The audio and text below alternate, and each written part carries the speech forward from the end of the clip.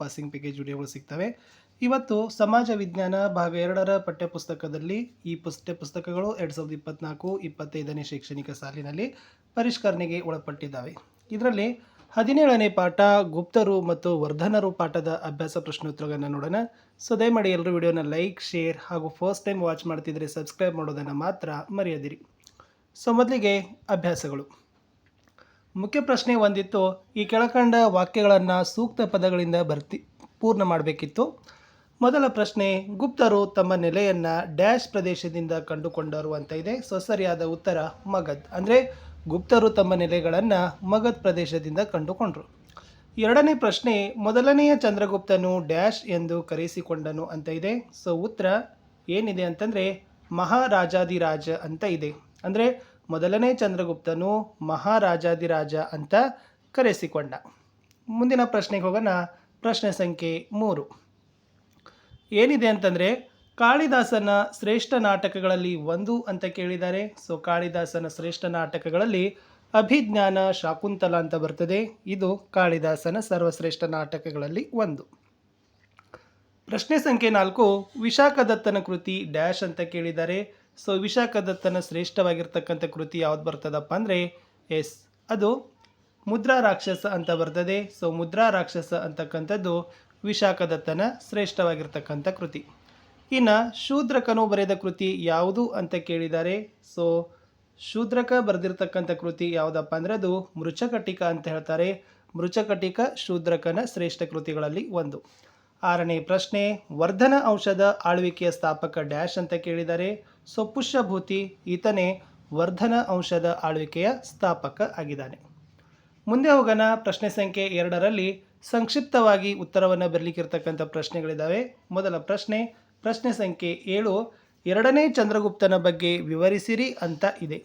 So ಇಲ್ಲಿ ಉತ್ತರದಲ್ಲಿ ಏನು ಬರಿಬೇಕಾಗಿತ್ತಪ್ಪ ಅಂತಂದರೆ, ಸಮುದ್ರಗುಪ್ತನ ತರುವಾಯ ಎರಡನೇ ಚಂದ್ರಗುಪ್ತನ ಗುಪ್ತರ ಸಾಮ್ರಾಜ್ಯದ ಅಧಿಪತಿಯಾಗಿದ್ದನು.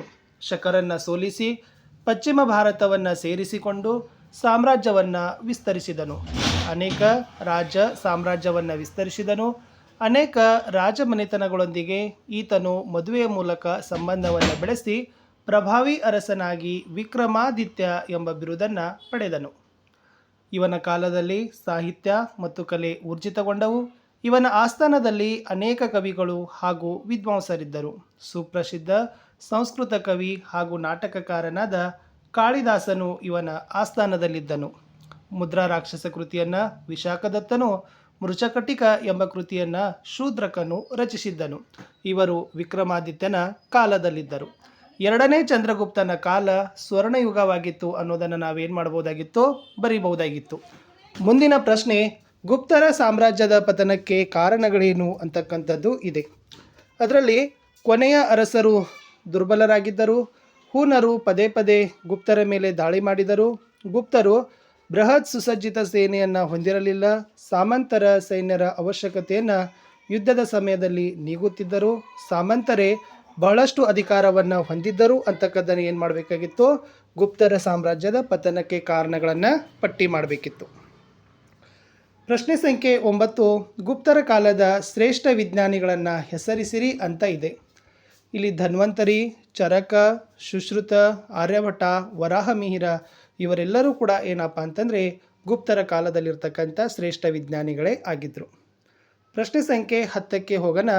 ವರ್ಧನರ ಆಡಳಿತವು ಯಾವ ರೀತಿ ನಡೆಯುತ್ತಿತ್ತು ಅಂತ ಕೇಳಿದ್ದಾರೆ.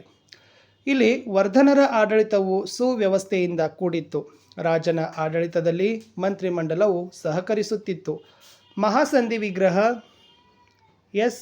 ಈತ ಅನುಸಂಧಾನಗಳನ್ನು ಮಾಡುವವನು ಆಗಿದ್ದ. ಮಹಾಬಲಾಧಿಕೃತ ಈತ ಮಹಾಸೇನಾಪತಿಯಾಗಿದ್ದ. ಭೋಗಪತಿ ಅಂದರೆ ಕಂದಾಯ ಅಧಿಕಾರಿ. ದೂತ ಇತರರಿಂದ ಅಧಿಕಾರ ವರ್ಗ ಕೂಡಿತ್ತು. ರಾಜ್ಯವು ಪ್ರಾಂತಗಳಾಗಿ ವಿಂಗಡಣೆಗೆ ಒಳಪಟ್ಟಿತ್ತು. ಭೂಕಂದಾಯ ರಾಜ್ಯದ ಮುಖ್ಯ ಆದಾಯ ಆಗಿತ್ತು. ಈ ಸಾಮಂತ ಅರಸರು ರಾಜನಿಗೆ ಕಪ್ಪು ಕಾಣಿಕೆಗಳನ್ನು ಕೊಡುತ್ತಿದ್ದರು. ರಾಜನು ಇವರಿಗೆ ಭೂಮಿಯನ್ನು ಕೊಟ್ಟು ಅವರಿಂದ ಪ್ರತಿಯಾಗಿ ಈ ಸೈನ್ಯದ ಸಹಾಯವನ್ನು ಪಡೆಯುತ್ತಿದ್ದನು. ಹೀಗೆ ವರ್ಧನರ ಆಡಳಿತ ಏನಾಗಿತ್ತಪ್ಪ ಅಂದರೆ ನಡೀತಿತ್ತು ಅನ್ನೋದನ್ನು ಬರಿಬೇಕು.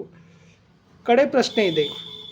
ಪ್ರಶ್ನೆ 11, ನಳಂದ ವಿಶ್ವವಿದ್ಯಾಲಯದ ಬಗ್ಗೆ ಬರೆಯಿರಿ ಅಂತ ಇದೆ. ಅಂದರೆ ಇದೊಂದು ಪ್ರಾಚೀನ ವಿದ್ಯಾಲಯದ ನೆಲೆಯಾಗಿ ಪ್ರಸಿದ್ಧಿಯನ್ನು ಹೊಂದಿತ್ತು. ಬುದ್ಧನು ನಳಂದಕ್ಕೆ ಭೇಟಿ ನೀಡಿದ್ದ. ಹರ್ಷವರ್ಧನನು 25 ಮೀಟರ್ ಎತ್ತರದ ಕಂಚಿನ ಬುದ್ಧ ಪ್ರತಿಮೆಯನ್ನು ನಳಂದಕ್ಕೆ ಕಾಣಿಕೆಯಾಗಿ ನೀಡಿದ್ದ. ಈ ಕುಮಾರಗುಪ್ತನು ಇಲ್ಲಿ ಲಲಿತ ಕಲಾ ಶಾಲೆಯೊಂದಕ್ಕೆ ಕೊಡುಗೆಯನ್ನು ನೀಡಿದ್ದ. ಇಲ್ಲಿ ನಾಗಾರ್ಜುನ, ದಿಟ್ಟಾಗ, ಧರ್ಮಪಾಲರಂತಕ್ಕಂಥ ವಿದ್ವಾಂಸರು ಬೋಧನೆಯನ್ನು ಮಾಡ್ತಿದ್ರು. ಚೀನಾದ ಪ್ರವಾಸಿಗ ಹುಯೆನ್ ತ್ಸಾಂಗ್ ಇಲ್ಲಿಗೆ ಭೇಟಿ ಕೊಟ್ಟಿದ್ದ. ಕೆಲಕಾಲವಿದ್ದು ಈ ಪ್ರದೇಶದ ಬಗ್ಗೆ ಸವಿವರವಾದ ಬಣ್ಣನೆಯನ್ನು ಮಾಡಿದ್ದ.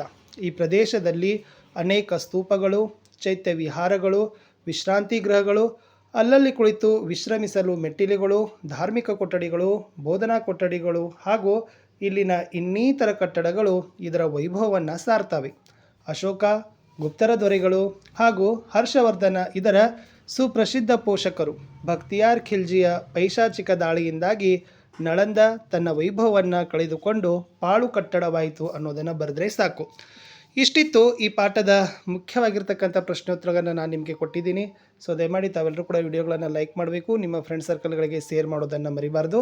ನಿಮ್ಮ ಒಂದು ಲೈಕ್, ನಿಮ್ಮ ಒಂದು ಶೇರ್ ನಮಗೆ ಭಾಳಷ್ಟು ಮೋಟಿವೇಶನನ್ನು ತಂದು ಕೊಡ್ತದೆ. ನಮ್ಮದೇ ಒಂದು ವಾಟ್ಸಪ್ ಚಾನಲ್ ಅದ, ಟೆಲಿಗ್ರಾಮ್ ಗ್ರೂಪ್ ಅದ, ಲಿಂಕನ್ನು ನಾನು ವಿಡಿಯೋದ ಡಿಸ್ಕ್ರಿಪ್ಷನ್ ಬಾಕ್ಸ್ನಲ್ಲಿ ಪ್ರೊವೈಡನ್ನು ಮಾಡ್ತೀನಿ. ಸೊ ಇದೇ ಥರದ ಕನ್ನಡ, ಇಂಗ್ಲೀಷ್, ವಿಜ್ಞಾನ, ಹಿಂದಿ ಈ ವಿಷಯಗಳಲ್ಲಿನೂ ಕೂಡ ವಿಡಿಯೋಗಳಿದ್ದಾವೆ. ಸೊ ಅವುಗಳನ್ನು ಸಹಿತ ನೋಡಿ ನಮಗೆ ಸಪೋರ್ಟ್ ಮಾಡಿ ಅಂತ ಹೇಳ್ತಾ, ನಿಮ್ಮ ಏನಾದರೂ ಅನಿಸಿಕೆಗಳು ಅಥವಾ ಕಮೆಂಟ್ಗಳಿದ್ದರೆ